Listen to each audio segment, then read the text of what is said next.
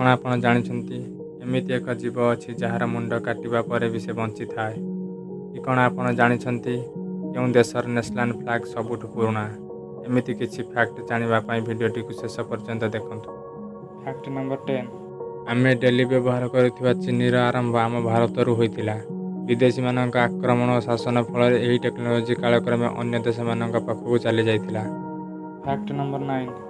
ବିଶ୍ୱରେ ଯେତେ ଅଫିମ ଉତ୍ପାଦନ କରାଯାଏ ସେଥିରୁ 95% କେବଳ ଆଫଗାନିସ୍ତାନ ଉତ୍ପାଦନ କରିଥାଏ। ସେଥିପାଇଁ ଏହା ବିଶ୍ୱର ସବୁଠାରୁ ଅଧିକ ଅଫିମ ଉତ୍ପାଦନକାରୀ ଦେଶ। ଯେଉଁମାନେ ଜାଣିନାହାନ୍ତି ତାଙ୍କୁ ଜଣାଇ ଦେଉଛି କି ଅଫିମ ଗୋଟେ ନିଶା ଦ୍ରବ୍ୟ। Fact number 8।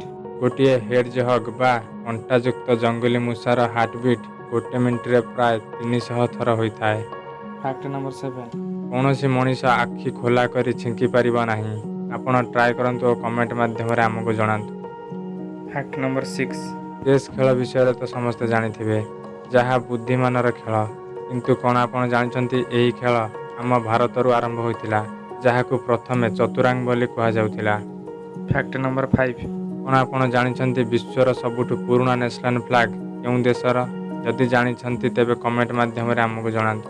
ଯଦି ଜାଣିନାହାନ୍ତି ମୁଁ ଆପଣଙ୍କୁ ଜଣାଇ ଦେଉଛି, ଡେନମାର୍କ ଏକ ଦେଶ ଯାହାର ନ୍ୟାସନାଲ୍ ଫ୍ଲାଗ୍ ବିଶ୍ୱର ସବୁଠୁ ପୁରୁଣା ନ୍ୟାସନାଲ୍ ଫ୍ଲାଗ୍, ଯାହା 1370 ଖ୍ରୀଷ୍ଟାବ୍ଦରେ ହୋଇଥିଲା।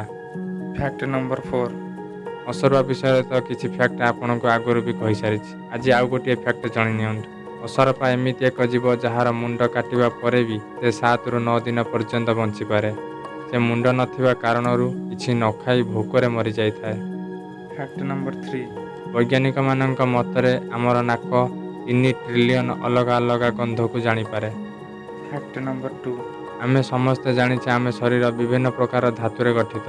ଯଦି ଆମ ଶରୀରରେ ଥିବା ସବୁ ଲୌହ କଣିକାକୁ କାଢ଼ିବା ତେବେ ସେ ଏତେ ହେବ ଯେ ଆମେ 1 ଇଞ୍ଚର ଲୁହା କଣ୍ଟା ସେଥିରେ ତିଆରି କରିପାରିବା।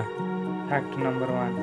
ଆମ ବ୍ରେନ୍ରେ 12ରୁ 25 ୱାଟ୍ର ଇଲେକ୍ଟ୍ରିସିଟି ତିଆରି ହୋଇଥାଏ, ଯେଉଁଥିରେ କି ଗୋଟିଏ ଛୋଟ LED ବଲ୍ବ ଜଳିପାରିବ।